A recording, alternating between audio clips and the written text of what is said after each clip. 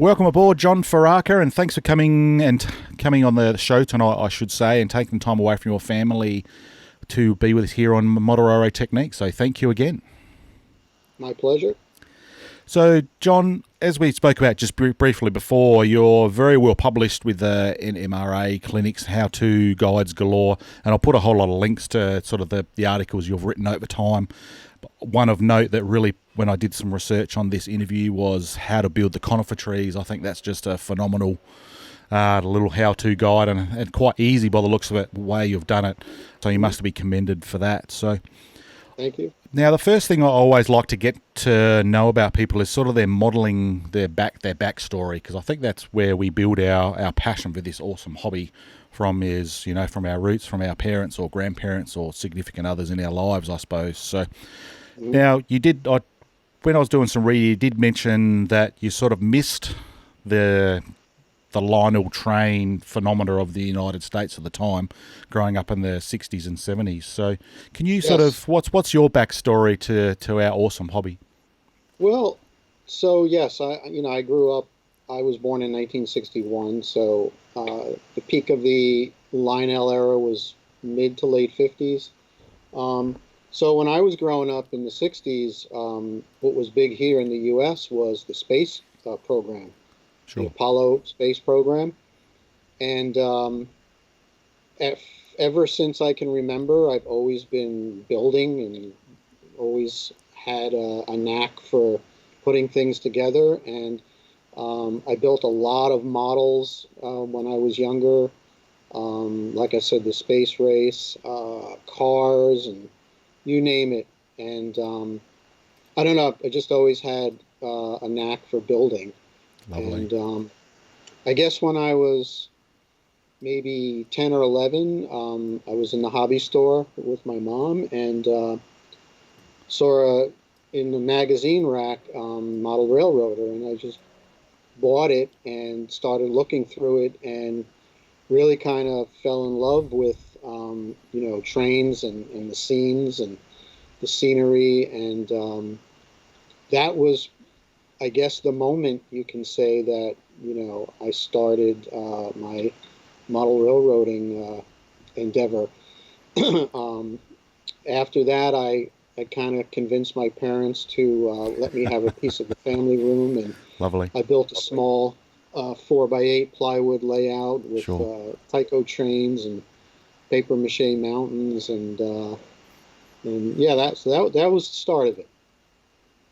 That's lovely little story. So, as I said, I get a lot of older gentlemen, I suppose, have been on the show so far that most of them from the American side of things are brought up on the Lionel train. So I thought it was quite interesting. Your backstory is obviously a little bit different to that, and I think this is why this hobby is so unique, is we've got all these different backstories of how we get into it and different influences, and I think moving forward that's really fantastic. So, all right, so what we'll have a look at is you're the owner of the Stone Canyon Railroad. You can see some pictures that are scrolling through in the background here, and it's just a phenomenal layout and quite a large enterprise as well. We'll go through some stats in a sec, I should say. When I started looking at some of what you've actually achieved in reasonably a short amount of time, you got to be commended. So what we'll do, we'll quickly bring up the track plan there of the Stone Canyon. So that's the up to date one. It's had a few additions in its time, according to some documents that I've read. So to give people some sort of idea, please, John, jump in here. So you're predominantly a freelance model railroader, a lot of model railroaders model a particular era or even a particular location. Sure. And they model it extremely faithfully. For me, I consider myself an artist, and this is my art. Sure. So when I started the layout, it was really to satisfy, I've always had to be building something. And this hobby kind of satisfies all of it, carpentry and electrical and scenery and painting and creating scenes. And that's really, I built the layout for me, to satisfy my needs. And So for the first, I guess 6 or 7, 8 years, I was down here by myself building it. I attempted to have my kids help me at the beginning when they were young. Um, and actually, prior to this layout, I built a smaller layout where I tried to get them into the hobby, but they need instant gratification. Yeah, yeah, And when they asked me how long is it going to take, Dad, and I said, oh, probably 6 months, and that was the last I saw of them.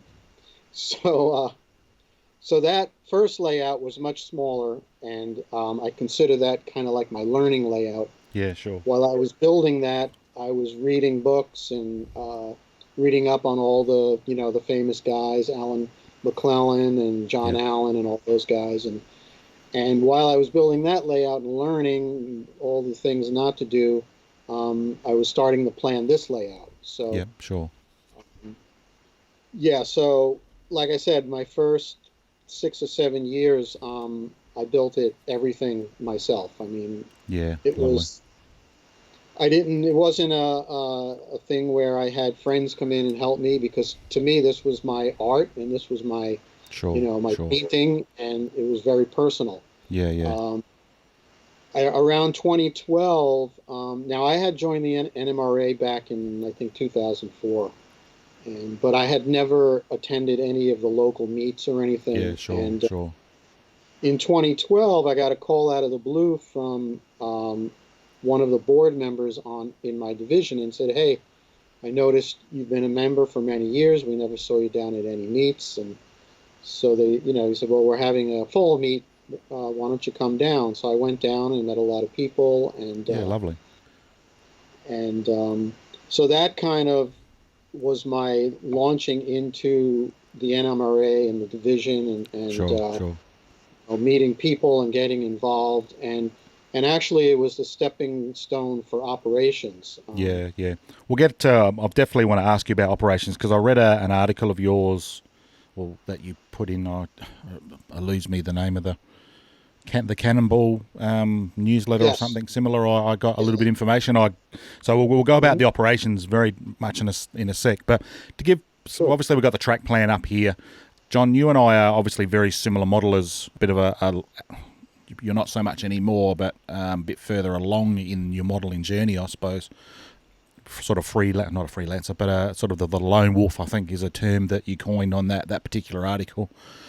Sort of, I've built your layout is probably a quarter to a fifth the size larger again than my layout, but so I fully understand the intricacies and the issues you come across when you are sort of that lone wolf modeler and try to build most of this to yourself. I have a gentleman that does come and help me, sort of maybe once a month. He comes up to help me out. He's sort of a fair bit older than me in his 70s. But so to give some the viewers a bit of an idea, so you're looking at the 1950s transitional period. So between Yes. the steam and the diesel. Right. So yes. So I've always been enthralled with steam, and I love the Mountain West. I've been out there quite a few times, Sure. and so that was kind of the theme that I was looking for, was rugged mountains and large steam, and of course diesel. So Union Pacific kind of really fit that bill, as well as Santa Fe. And so the track plan, I designed this in CAD. I'm a mechanical engineer, so I have a lot of really high-end CAD tools at my Oh, sure. Lovely. fingertips. So the track plan was designed using AutoCAD 2D software, and I don't know. I kind of just came up with the track plan. I mean, I read John Armstrong's book on track planning, and just a lot of tips from him. And so the original track plan was, if you see the roundhouse in the right hand side, so Yep. the roundhouse and the section north of that was not in the original plan. Right. Okay. Nor was staging all the way to the lower left. That wasn't in the original plan. Sure. And the last addition was the branch line all the way at the top. Oh, okay. That The section Beaver there, Creek. Yep. Yep. Beaver Okay. Creek branch line, I just completed a few years ago. Um, so what I wanted was I wanted a double track main line. Um, the design of the basement with utilities and whatnot really kind of limited me to doing any kind of like point to point or a sincere style layout around the Sure. walls. Sure. So I opted for a closed loop. Trains go through the same scene twice in some areas, and Yeah. it's fine. I mean, I'm real happy with the way it came out, and Yeah. Sure. so I started building this in 2000, early 2004, and the bench work went together very quickly. Within a month, I had all the bench work. It's all L girder design bench work, very lightweight and strong. And then because I use CAD, I was able to actually plot the track plan in sections, full scale, Oh, on lovely. Yeah. a large roll style plotter that we have at work. Sure. And so by plotting it one to one, I was able to cut out the sub-road bed very accurately and put it all together. And it came out, pretty much the way I planned it. And then over the next 6 years, I just plugged away at, getting this thing built. And like I said, around 2012, I was nearly complete. I was kind of getting jaded. Yeah. Um, I was kind of getting to a point where, it was getting harder and harder to come down into the layout room and do work. And what kind of rekindled my interest was meeting all these people in the division, Oh, lovely. Sure. and that also started me off in the AP program, the achievement program, Yep. Sure. and Sure. led to getting the master model railroader last year. So Yeah, lovely, lovely. We'll definitely talk about that in a sec as well, because you're my second MMR that I've had Jim Kello on, probably 2 months ago, I think, and interviewed him, and I was recently on a Zoom show of his about Mhm. computer-aided operations, so to speak. So, Right. how big? Just to give some people some sort of idea, how large is the room that the layout sits in? The layout room at its widest point at the bottom is 46 feet, 46 feet. Yep. and yeah, and then height or depth is about 30 feet. Sure. Sure. So it's fairly large. I mean, Yeah. I've obviously seen much larger layouts, but Yeah. Sure. it fills the basement, and the track the track main line is a total of 400 feet, 200 feet for each east and west main line, and I used somewhere around 1,000 feet total of track Oh, for the wow. lake. Lovely. Lovely. Yeah. So you use a Digitrax duplex Yes. system, is that correct? Yes. I started with the simplex non-radio version, Sure. and over the years I've converted it to radio. And when I first started operating with like 6 or 7 guys down here, the simplex system just did not work well at all. Right. Okay. I did a little research, and as soon as I converted to the duplex, it just worked great. So, Yeah. Okay. So what sort of issues were you having with the simplex system, out of oh, interest? just losing control of throttles, and Right. Okay. yeah, it was kind of weird. I'd read up on it, and some people had the same problems, and some people didn't. So I just figured, let me go to duplex, and that Yeah. Sure. really solved the problem. Yeah. Sure. Uh, Excellent. So, yeah, I use a I'm a European modeler, so I use a European system called Roco, which is all Yep. Wi-Fi based hand controllers, which is my understanding very similar to the duplex system. Except Now, obviously it's Wi-Fi, but recently for op sessions, I run JMRI now, oh, and lovely. so we've been using smartphones and Yep. We Throttle, and that's really cool. And Yeah, now, that's just a after I bought, 7 or 8 throttles, now people come down with a smartphone and yeah. don't need to use the throttles. Out of interest, because when I have my operators, it's a little bit of a mixed bag. Some people don't mind the using the soft throttle, as I call it, or the wire throttle or something similar. Then others, they Well, like the tactile nature of physically being able to turn the knob, and I having some sort of feedback with that for when they're controlling. yeah, I find some of the older gentlemen prefer the throttle. Yeah, Personally, sure. I prefer the throttle myself. Yeah, I'm a bit the same. Because Yeah, you have the feel and you're pushing buttons and turning a knob. yeah, But I use the smartphone throttle at other sessions as well, and yeah, yeah, sure. it So, so practical completeness 2019, and then I've since read that obviously you're going back through the layout, and now this is where the hard work starts. I think is the super detailing of everything that you've already done. So that's obviously once we once I bring the slideshow back up, people can enjoy some of those photos of the work that you do is just outstanding. So, how many towns and industries? We're sort of slowly getting towards the operations part of the discussion here. So how many towns and industries are on the so layout? throughout the layout, there's about 6 towns, or what I call them towns. Some of them are only 2 or 3 buildings, but I call it a Sure. town because Yeah, sure. it's a stop, a place to switch freight. And industries is about 35, 36 industries. Wow. So, to when I first started operations, I had maybe half that, and Right.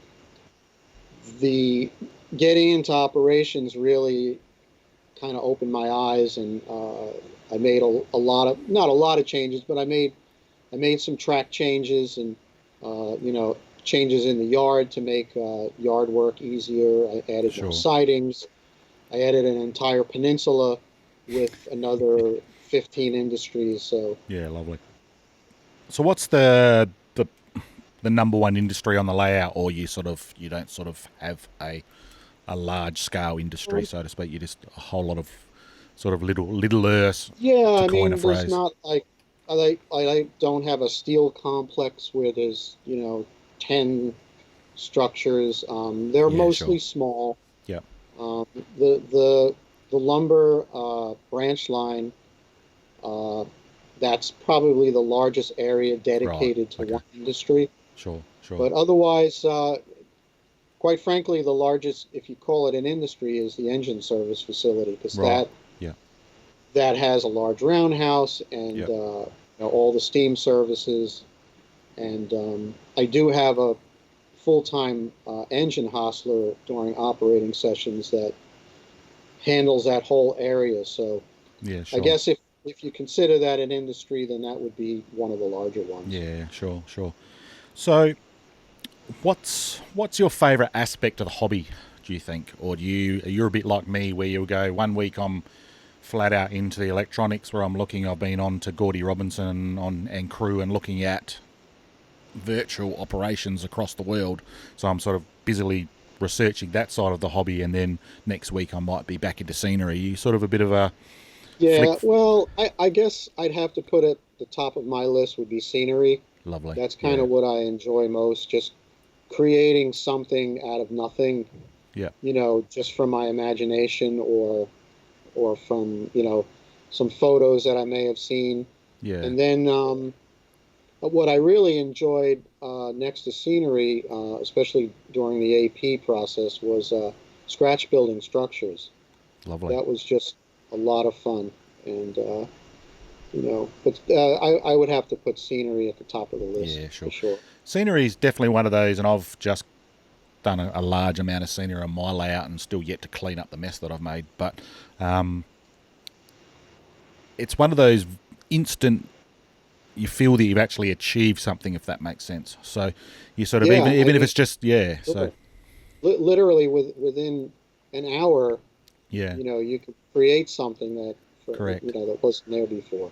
And then I like electronics as well, but then you'll look at, a whole board that you've put together with a whole lot of detection units, and you'll look at that, and it's taken you weeks to wire this thing, and it's like you'll look at it and go, that looks like I've been wasting a week of my time. But anyway, so Yeah, that's no, how it's I feel true. at times. Yeah, In my round robin group, one of the guys, his what he does for a living is he's a signals engineer for yeah, railroads. And that's what he enjoys. lovely. I mean, he has very little scenery on the layout, Yeah, but it's highly technical with signal blocks and yeah, sure. detection, and that's his thing, and Yeah. that's what's great about the hobby. Oh, I totally agree. It's just fascinating. That's why I like getting different people on this show, regardless of what they're into. I like hearing people's stories about what they enjoy doing.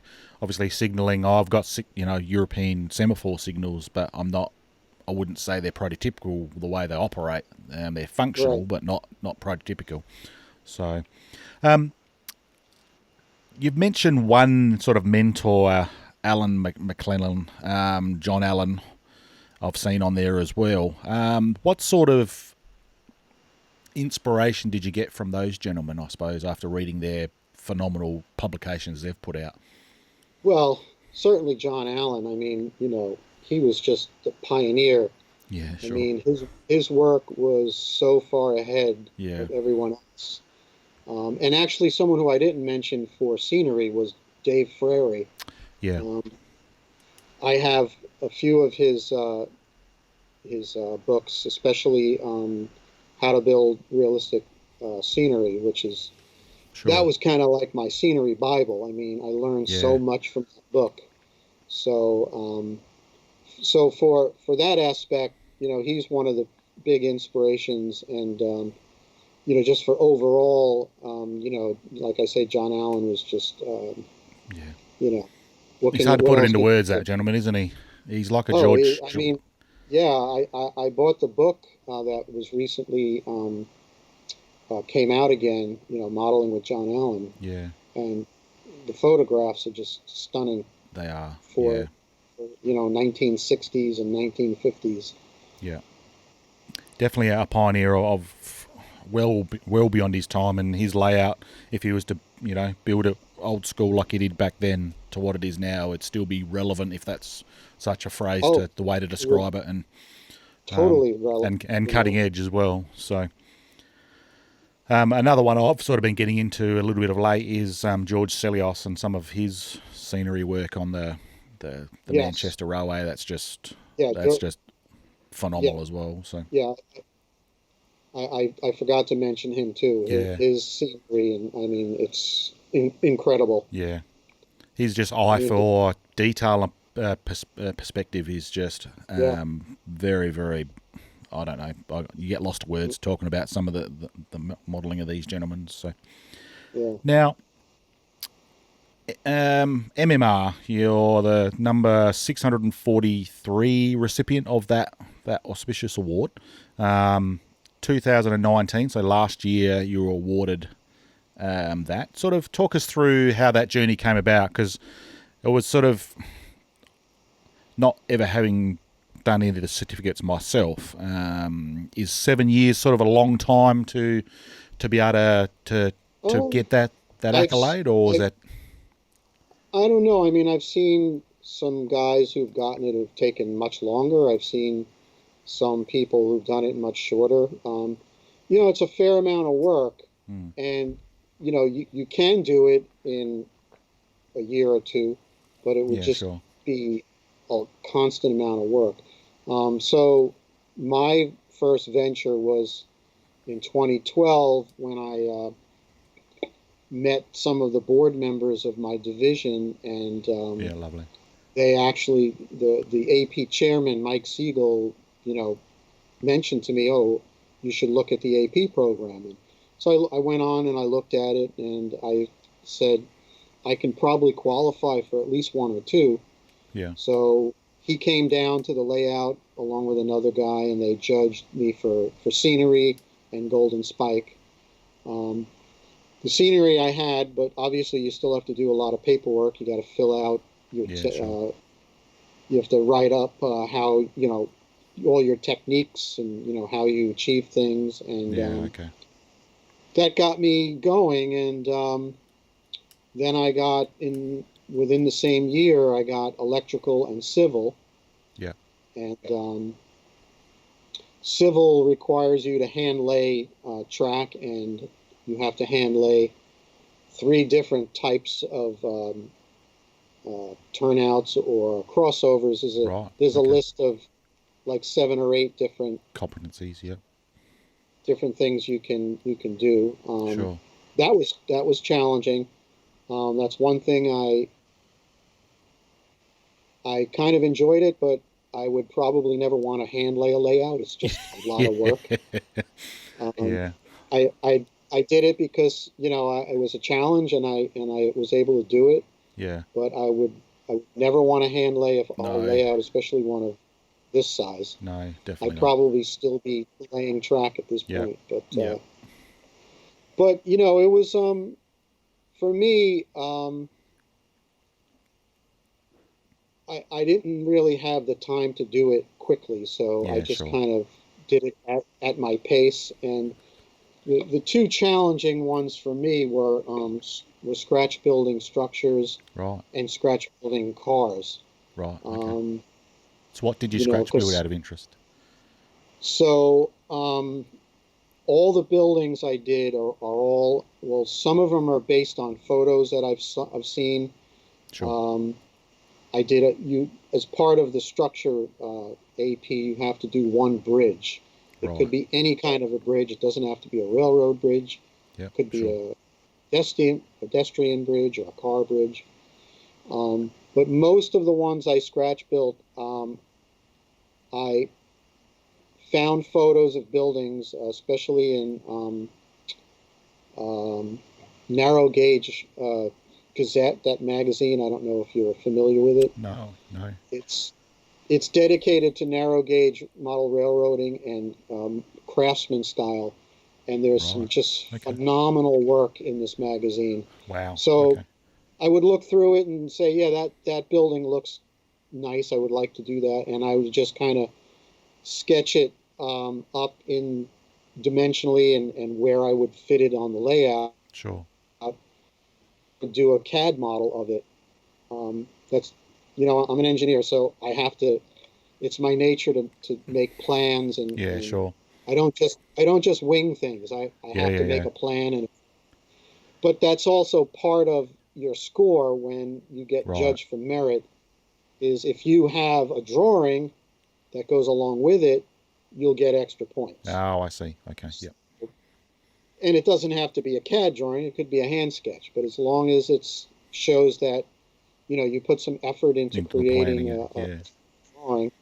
So that's what I did. I created scale drawings for everything that I built, Yeah. and everything I built was using basswood. I used very little styrene, and I really enjoyed that part. Um, Sure. Cars was a challenge because I had to work with styrene, and and you have to get it right. You can't just wing it. So Yeah. I did a Sure. lot of research, finding plans for cars, and I did some steel-sided freight cars. I did a stock car. I did a an old wooden. What did I do? A wooden reefer, wood-sided reefer, and I also did a narrow gauge, high-sided gondola. Right. And Okay. yeah, so it you had to do a lot of research to try to find plans. And when you're doing a building, you can kind of freelance it, but when you're doing a car, it's got to be accurate. I mean, if Sure. you're Sure. building something that exists. So that was probably the most challenging for me out of all the certificates. Right. Okay. So when sort of back on the design of the layout a little bit, from your lone wolf days to where you are today,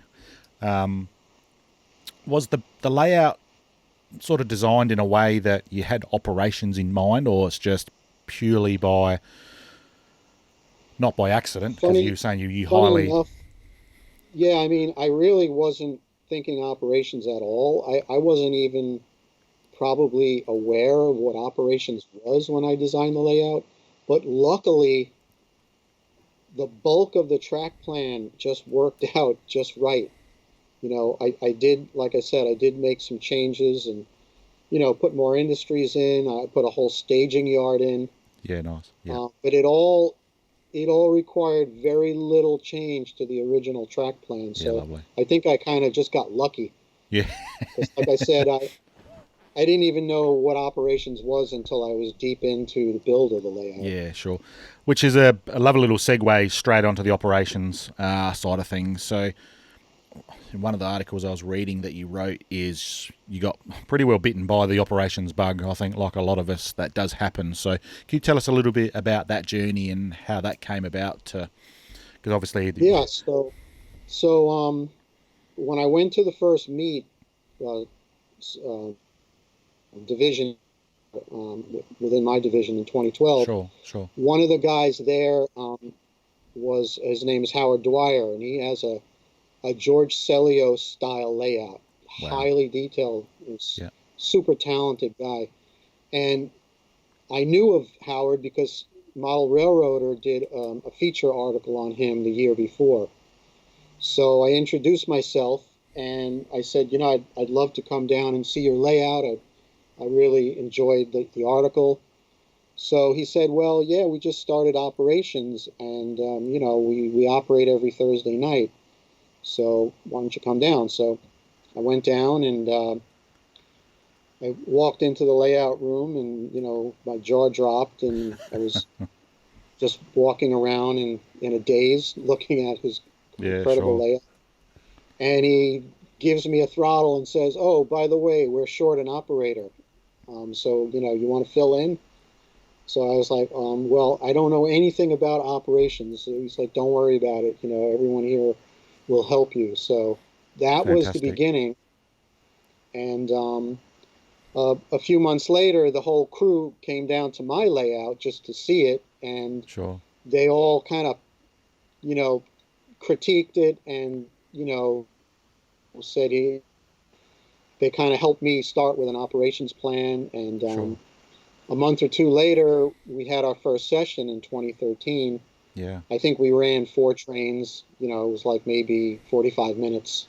sure, sure, Um, and over 7 years, that original operations plan just evolved into now where we do a 3-hour session and move about 200 cars cars, and maybe 15 trains. And wow, okay, I have up to 9 operators down here on a given night.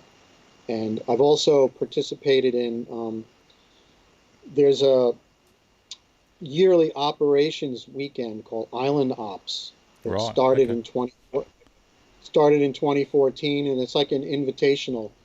right, There's a big model railroad club here on the island, and they sponsor it. And there's usually about 12 layouts that participate, and people from all over the country come in and they sign up, and we just have a great weekend. lovely, Unfortunately, this past April it was canceled because of COVID, but yeah, sure,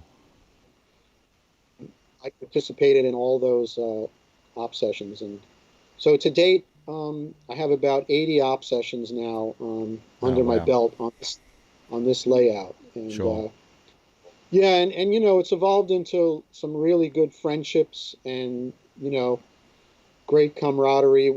We don't have super serious sessions where we run by timetables. yeah, It's sure, relaxed sessions, and you know, we just all love running trains. So yeah, it's sure. been really, really great. So you use obviously car cards, waybills, and that side of things to route the wagons Correct. around the layout. Obviously, and you obviously mentioned that it's quite relaxed. So obviously, there's the the far extreme where it's very to a time clock and all that side of things. So it's pressure, pressure, pressure, which is that's what that individual likes. So that's fine. But I think yours is a little bit more like mine. I'm still trying to finish a layout. So bit the same. I've had to change things a little bit to the initial track plan that I had to now go into just some more basic operations. I'm nothing to the extreme that you're doing there, John. But I think you're right. I think the running of the layout, I wouldn't say it's secondary, but it's a close first with obviously the friendships that you build with the Yep. individuals. And I think we can easily get our noses out of joint where people give us constructive feedback. There's obviously some people that don't do it in the right way, that you'll see on Facebook with the keyboard warriors. But I think from a personal point of view, when people come through and go, have you looked at that? That join there is, popped up a little bit, or, something as simple as that. And you go, oh, okay, I didn't actually see that. And I think that's where it's lovely to get someone to come through, fresh set of eyes, and critique the layouts. Probably Oh not such yeah, the, yeah. the, the phrase I like, but have you thought about doing this? And you could do this, this, and this. And, oh yeah, that's a really good idea. And I think that's one of the major. No, absolutely. We've all helped each other Yeah, in that's one great. way or another. Some of us are better at one thing. My thing is scenery, so I've helped other guys with their scenery, Sure. and other guys are very good with electronics and decoder installations. Yeah, sure. So we all help each other, and it's really something special. Yeah, yeah, that's great. So 9 people to run this layout doesn't seem to be a lot, considering the size of it, Well, or because you got very I can wide. actually I can actually run it with as few as five. Wow. Okay. 9 people would be, you know, two-person crews that Yep. run freights.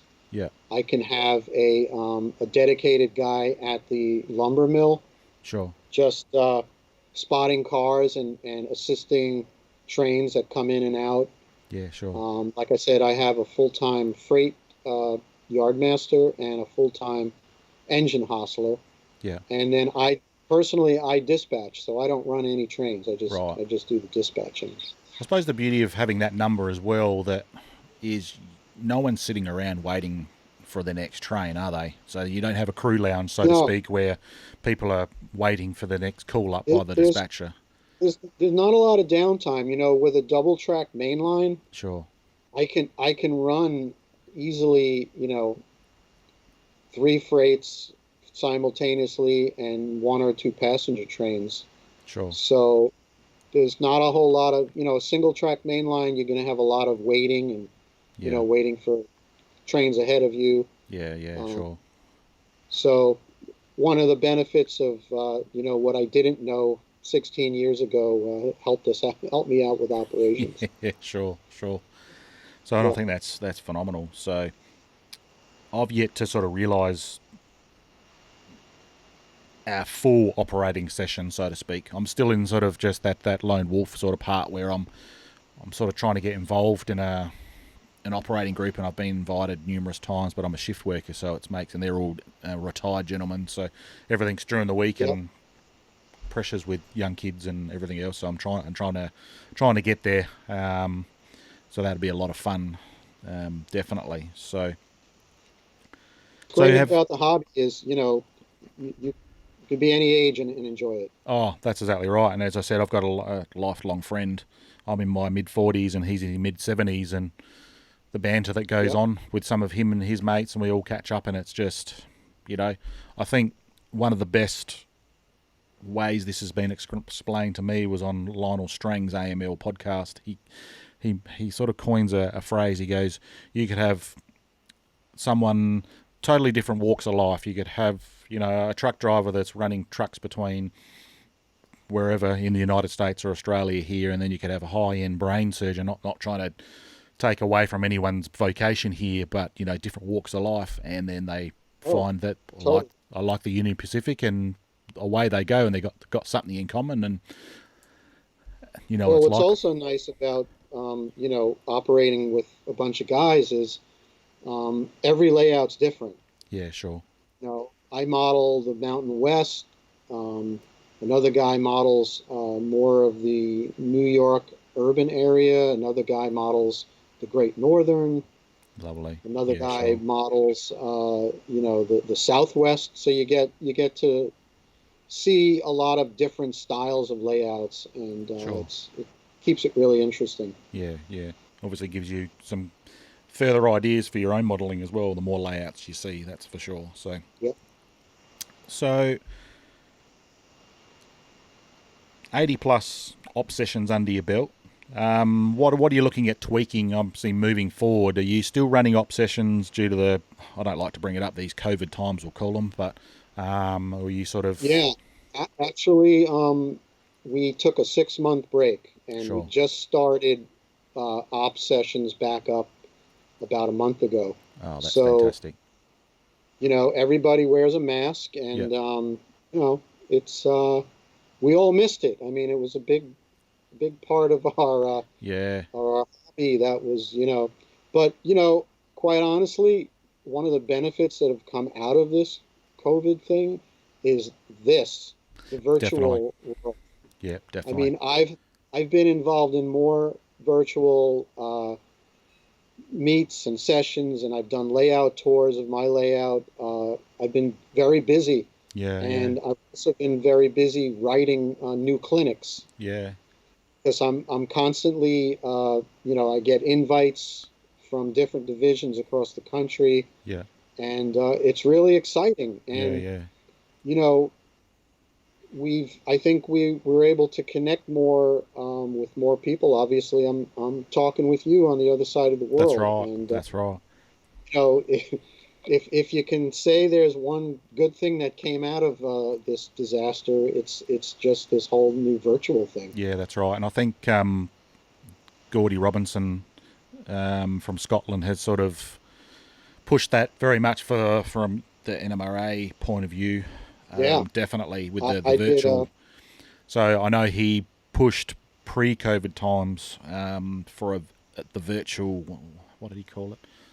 The virtual division, I think it was, and that sort of got kibosh, so to speak. But I think indirectly with all the virtual conventions and all that he's been doing, I think he's sort of created that virtual division Yeah, by yeah. default My hat's anyway. off So to him. yeah, definitely. Yeah, So my hat's off to him. He's done a great job.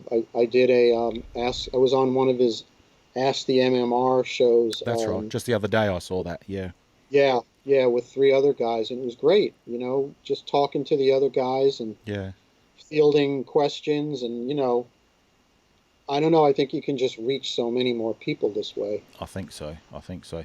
And I think moving forward for any organisation, I'm not just going to pick on the NMRA here, but I think that needs to be embraced. When I had him on my show, well, probably a month ago now, where we talked about, and you sort of touched it on very early on, the youth of today. If we want to get the young adults into this hobby, I think we need to show them the way forward with the technology because they're very tech savvy. Yep. They're this type of thing. It might take you and I to set up a little bit longer. All the issues we might have putting it together, but they're bang, bang, bang, and away they go. And said, "Oh, why aren't you doing this?" type thing. So, I think it's very important that we, for the betterment of the hobby, because this hobby to me has everything in it. It's as you say, there's Yep. carpentry, there's electronics, there's art, there's scenery, and everything in between. I don't think Hmm. there's anything that this hobby doesn't that can't give you, including fellowship and Exactly. mateship and the like. So Yeah, that's why I guess they coined the phrase "the world's greatest hobby."